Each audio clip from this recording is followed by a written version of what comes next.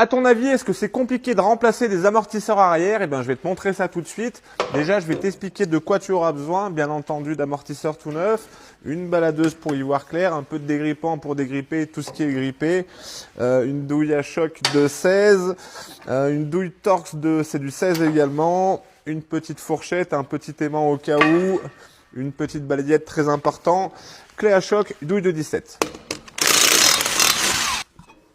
Notre amortisseur est juste là, on peut voir qu'il est parfaitement accessible, juste la partie du haut qui est derrière le pare-boue, donc on va devoir l'enlever, c'est pour ça que j'ai une petite fourchette pour venir retirer tous les clips, donc tu en as un là, logiquement si je ne m'abuse par là, tu dois avoir des petits clips en plastique, bref, j'enlève tout ça et je te reprends. Là logiquement j'ai retiré tous les clips, maintenant je vais devoir retirer le pare-boue, alors ne t'inquiète pas, il est en plastique, tu vas rien abîmer. Il faut juste le sortir un peu de l'aile. Moi, ce que je fais, je me sers de ma fourchette. J'appuie fort contre le pare-boue et pas contre l'aile. On va venir l'abîmer. Et là, logiquement, enfin, s'il a envie, là, allez, viens voir papa. Là, nickel.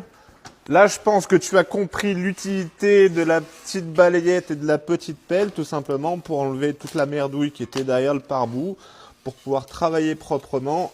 Hop, voilà, c'est fait, on attaque. Avant d'attaquer, bien entendu, un peu de dégrippant sur la fixation du bas de notre amortisseur, juste là, sur la partie du haut également.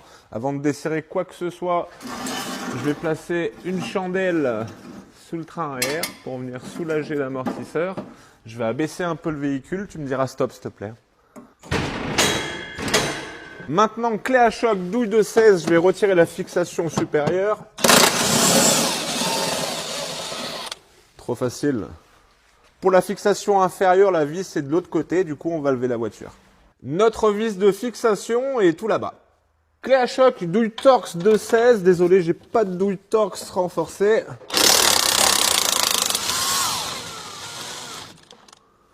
Maintenant, avec mon petit aimant, je vais à la pêche pour aller récupérer ma vis. Allez, viens voir papa. Je peux maintenant tout simplement retirer l'ancien amortisseur. Celui-ci, poubelle. Je retire maintenant le petit cerclage sur l'amortisseur neuf. Ce qu'il faut faire, c'est l'amorcer plusieurs fois comme ça.